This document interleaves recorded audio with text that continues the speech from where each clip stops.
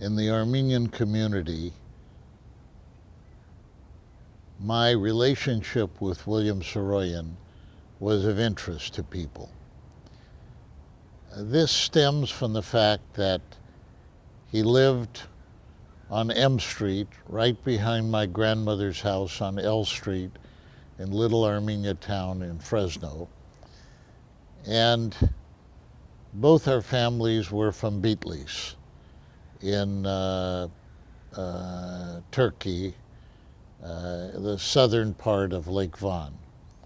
So there was a bond that held us together. And when I got into college and politics, that bond, because of my father and my uncle, was strengthened. So I have some experiences with him that most people didn't have. And the singular, most significant experience was when I was a freshman at USC.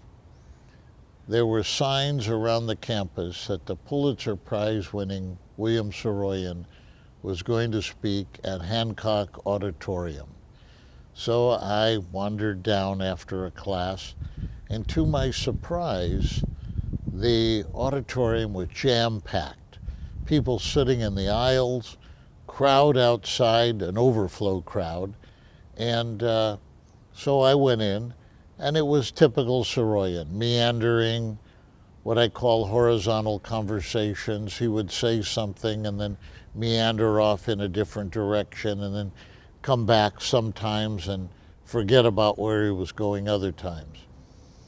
At the end of his session with the students, he brought out a bunch of books and started selling books, and he would inscribe them to the people who were buying the books. So I waited until the end of that and went up afterwards. I said to him, "Bill, I'm Walter Karabian from Fresno." He said, "Stop," he said, Are you John's boy or Tex's boy?"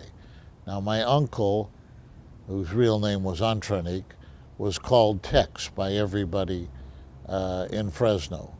This was my dear cousin Ron Karabian's father, Elaine Karabian Garo, and Russell and Robert Karabian.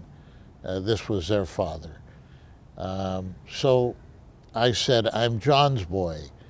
He turned to the audience and with a booming voice said, "This is Hosep and Haiganush's grandson." Now, it took me a minute to focus on my grandfather's name because he had died well before I was born. In fact, I think he died at the age of 32.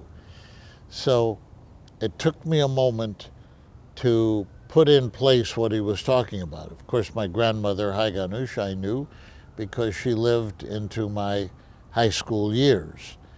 I said, I nodded that, he had the right person and everything. But the recall, the instantaneous recall in his mind was most impressive.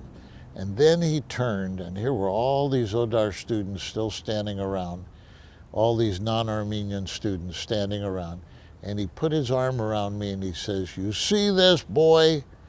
In his veins runs the blood of Bitlis." Now, nobody in that room had any idea what he was talking about except me. It was a very nationalistic Bitlisi, and like we used to do in Fresno, we kept track of where the other families were from. To this day, I can name the Mushetsi family, the Erzumtsi families, the Vanetsi families, the Kharpetsis. I don't know why this was pounded into our heads, and I don't know why I retained it, but I did. In any case, that was William Saroyan. Years later, I was the chairman of the event after he died to do a memorial for him at the Wilshire Ebell Theater. And I remember opening the evening with a packed house of about 1,400 or 1,500 at the Wilshire Ebell. I said, "What now, Bill?" What now? And at the end of the evening, I said, immortality, Bill Saroyan, immortality.